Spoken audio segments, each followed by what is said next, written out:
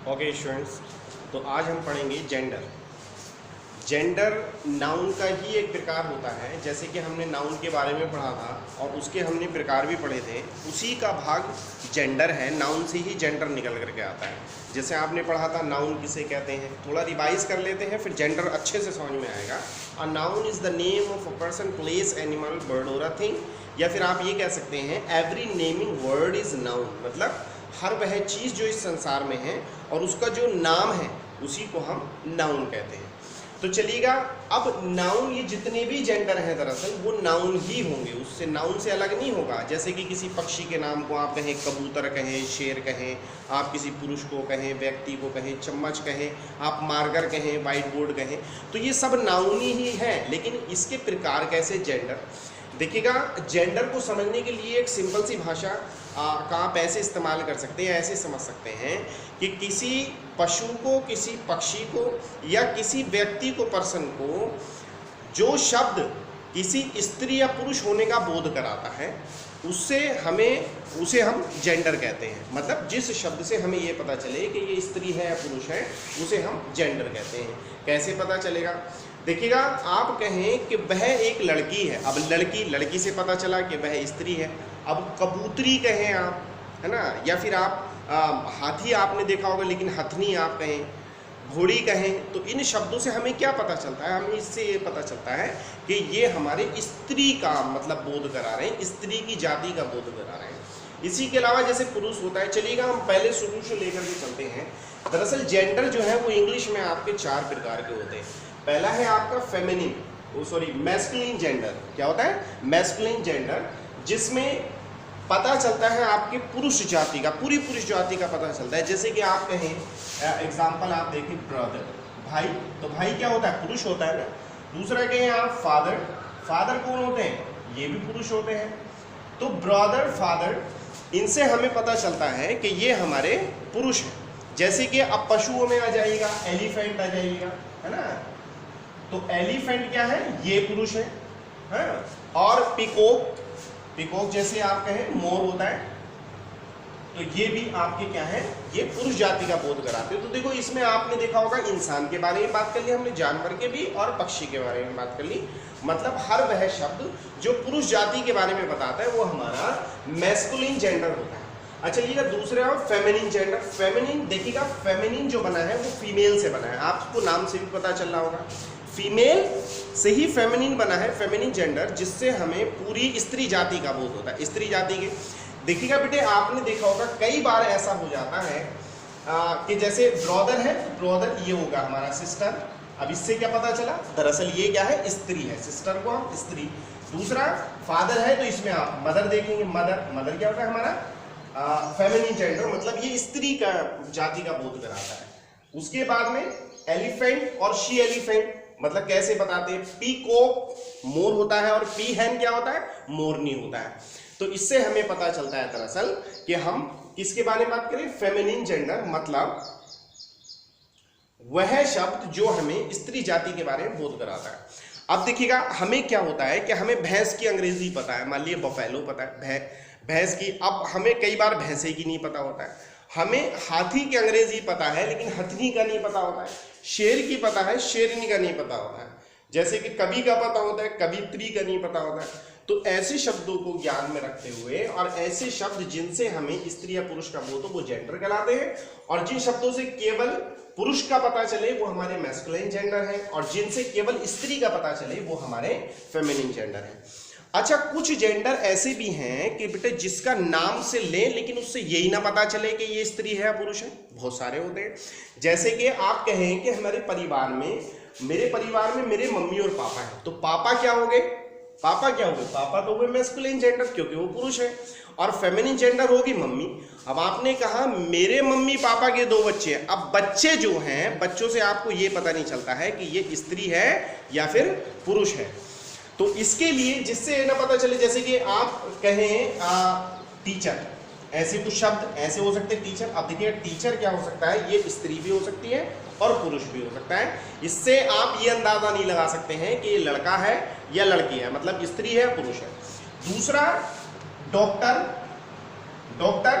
लड़के को भी डॉक्टर कहते हैं और लड़की को भी डॉक्टर कहते हैं, मतलब दोनों के लिए। वो बात अलग है कि गांव में कुछ शब्द कुछ लोग डॉक्टर नहीं इस्तेमाल कर लेते हैं या मास्टर और मास्टर नहीं इस्तेमाल कर लेते। खैर टीचर के लिए तो मास्टर वर्ड होता ही नहीं है, लेकिन ये जो शब्द है दरअसल लड़की को भी डॉक्टर कहते हैं और लड़की को भी डॉक्टर कहते हैं। मतलब कॉमन कॉमन कॉमन उसे कहते हैं जो दोनों में एक सा हो, जो दोनों में एक सा हो। मतलब लड़की के लिए भी इस्तेमाल कर लें, लड़के के लिए भी इस्तेमाल कर लें, पुरुष के लिए भी और पुरुष के मतलब स्त्री के लिए भी इस्तेमाल कर लेते हैं, तो वो कॉमन जेंडर होता है। जैसे टीचर देखिएगा, अगर आपकी लेडी टीचर है तो भी टीचर है और अगर जेंट्स है तो भी टीचर है। जैसे कि पुलिस बात करें तो अगर लड़की है तो भी पुलिस होगी भाई, और अगर लड़का है तो भी पुलिस होगा। डॉक्टर अगर लड़की है तो भी डॉक्टर होगी, और अगर लड़का है तो भी मतलब उसे डॉक्टर ही आप कहेंगे। तो ऐसे वर्ड जिन वर्ड से आपको ये ना पता चले कि दरअसल हम लड़की के बारे में बात करें या पुरुष के बारे में बात करें, मतलब स्त्री के या पुरुष के, वो हमारे कॉमन जेंडर होते हैं। उसके बाद में है आपका न्यूट्रल जेंडर। अब न्यूट्रल जेंडर उसे कहते हैं, देखिएगा, जो हमारी निर्जीव चीज़ों के बारे में बताते हैं। निर्जीव चीज़ जिसमें जान ना हो भाई, जान ना हो, जिसमें अपनी ताकत ना हो, कौन सी होती है? जैसे मार्कर ले लीजिएगा, ये वाइट बोर्ड है, आपके चेयर है, टेबल है, ये क्या है आपके? ये आपके न्यूट्रल जेंडर है, मतलब जिसमें ताकत ना हो, जो अपनी ताकत से न चलते हो, दूसरा ही चलाता हो। चेयर है, टेबल है, and there are a lots of things, है ना। मार्कर है, और आप कहें बस है, ये बेजानदार चीज़ होती है, नॉन लिविंग थिंग्स होती हैं जिसमें जान ना हो, जिसमें ताकत ना हो, वो सब हमारे काय में आ जाते हैं? न्यूट्रल जेंडर में आ जाते हैं। तो चलिए रिवाइज कर लेते हैं। जेंडर वह शब्द हैं जो किसी नाउन के पुरुष या स्त्री होने का बोध कराते हैं, मतलब हमें बताते हैं कि ये स्त्री है या पुरुष है। हमारे जेंडर 4 प्रकार के अंग्रेजी में होते हैं: masculine gender, feminine gender, common gender और न्यूट्रल जेंडर। मैस्कुलिन जेंडर में जिसमें पुरुष का पता चले, फेमिनिन जेंडर में जिसमें स्त्री का पता चले, कॉमन में जिसमें वह शब्द जिसमें दोनों के लिए इस्तेमाल हो, वो हमारे मतलब कॉमन जेंडर होते हैं। न्यूट्रल में वो होते हैं जिसमें जो बेजानदार चीज़ हो। देखिएगा, यहाँ पर कोई सा भी आपको बेजानदार चीज़ नहीं नजर आई होगी, मतलब हर चीज़ इसमें ताकत है। भाई में, पापा में, हाथी में, और मोर आप देखिए, सिस्टम, मदर, टीचर, डॉक्टर। लेकिन यहाँ पर चेयर, टेबल, मार्कर, बस ये जब तक इंसान ना चलाए चलती नहीं है, तो ये बेजानदार चीज़ है, मतलब नॉन लिविंग थिंग्स है।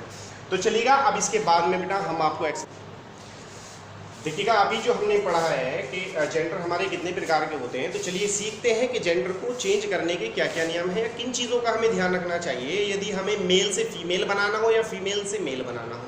तो कई बार स्टूडेंट्स क्या होता है, इन चीज़ों में कन्फ्यूज हो जाते हैं। तो चलिएगा समझने की कोशिश करते हैं। देखिए, कुछ वर्ड्स ऐसे हैं जिनमें हम ES लगाने के बाद में हम उसका मेल से फीमेल बना देते हैं, मेल से फीमेल बना देते हैं, मतलब मैस्कुलिन जेंडर से फेमिनिन जेंडर बन जाता है। जैसे कि लायन, आप देखिएगा बच्चों, आपने सुना होगा लायन को तो वो LION, लायन में शेर होता है, लेकिन शेरनी का ज़्यादातर बच्चों को पता नहीं होता है। तो देखिएगा, जब हम इसमें ES जोड़ते हैं ना, ES जोड़ते हैं तो ये शेरनी हो जाता है। इसी तरीके से बहुत सारे वर्ड्स हैं, जैसे कि पोएट होता है कवि, और जब हम इसमें ES जोड़ते हैं तो पोएटस हो जाता है हमारा कवियत्री। जैसे कि ऑथर हमारे लेखक होते हैं और ऑथरेस हमारी लेखिका होती है।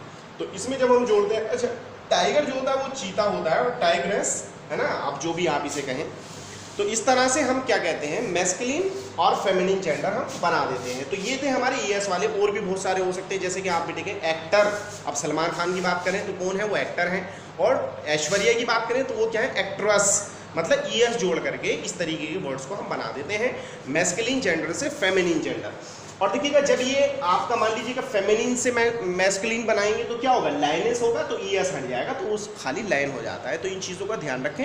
बाकी आपकी किताब में पूरी की पूरी एक लिस्ट दी हुई है, ज़्यादा से ज़्यादा जानकारी आप वहाँ से लेने की कोशिश करिएगा। सारी चीज़ें मैं आपको नहीं बता सकता हूँ। अब देखिएगा, कुछ ऐसे हैं जैसे कि अंकल जो है वो चाचा हैं आपके, और वो कौन सी जेंडर है आपके, मैस्कुलिन जेंडर है। और आंट जो है, आंट या आंटी, ये आपके फेमिनिन जेंडर हैं। जैसे हॉर्स होता है घोड़ा, और घोड़ी को क्या कहते हैं बेटे, आपने सुना होगा मेयर कहते हैं। तो ये आपके मैस्कुलिन और ये आपके फेमिनिन जेंडर है। सर, आपने सुना होगा, सर किसके लिए इस्तेमाल करते हैं, श्रीमान के लिए। मतलब टीचर को बेटे वैसे स्पेशली हम नहीं कह सकते, सर का मतलब श्रीमान होता है। श्रीमान कैन बी एवरीबडी, लाइक आप किसी को भी श्रीमान के लिए इस्तेमाल कर सकते हैं। जैसे हिंदी में एक संबोधन में या फिर किसी को इज्जत देने के लिए श्रीमान का इस्तेमाल करते हैं। बाकी टीचर तो आपके टीचर होते हैं, सर नहीं होते हैं। और मैडम है ना, मैडम आप जानते हैं, तो बेटे पुरुष के लिए श्रीमान और श्रीमती मैडम के लिए इस्तेमाल करते हैं। अच्छा देखिएगा, उसके बाद में कुछ ऐसे भी वर्ड हैं जैसे कि सन in law. Sun in law जो होता है वो दामाद, और डॉटर इन लॉ मतलब हिंदी में जो भी आप कहें, मतलब एक स्त्री के लिए इस्तेमाल करते हैं। अच्छा देखिएगा, उसके बाद में क्या होता है बेटा कि गोट जो होता है वो पूरी बिरादरी के लिए इस्तेमाल करते हैं, मतलब बकरी के लिए इस्तेमाल करते हैं। अब उसमें बकरा है बकरी ऐसे नहीं, तो गोट आप बकरी को भी कह सकते हैं और बकरी के लिए कह सकते हैं। लेकिन जहाँ पर स्पेशली आपको ये बताना हो कि ये बकरी है या बकरा है, तो वहाँ पर उससे पहले आप ही लगाएंगे या फिर शी लगाएंगे। जैसे कि आपने कहा यह बकरा है, तो फिर उसके साथ में आप ही गोट का इस्तेमाल करेंगे। हमारी बात समझ में? जैसे कि मैंने यहाँ पर लगा करके आपको बताया, इसके लिए आप ही गोट, गोट आपने कह दिया तो वो बकरा भी है बकरी भी हो सकती है, बकरा भी हो सकता है बकरी भी हो सकती है। लेकिन अगर आपको ये बताना है कि स्पेशली बताना है पॉइंट आउट करके कि बकरी है तो आप कहेंगे शी गॉड, और अगर बकरा है तो आप कहेंगे ही गॉड। इसी तरह से देखिएगा, हमें कई सारी चीज़ों की अंग्रेजी पता होता है लेकिन हम यूज़ नहीं करते। जैसे कि बफेलो, बफेलो भैंस होती है, भैंसे के नहीं पता, तो इसमें आप यूज़ करेंगे शी बफेलो और ही बफेलो। और मतलब गैंडे के लिए इस्तेमाल कर सकते हैं राइनो, तो ही राइनो और शी राइनो, इस तरह से भी आप इस्तेमाल कर सकते हैं। तो बहुत सारे वर्ड ऐसे हैं जिसमें ही और शी के लिए इस्तेमाल करते हैं, मतलब या तो हमें उसके फेमिनिन का नहीं पता होता है या मैस्कुलिन का नहीं पता होता है। बाकी ज़्यादा जानकारी के लिए आप अपनी किताब में दे सकते हैं।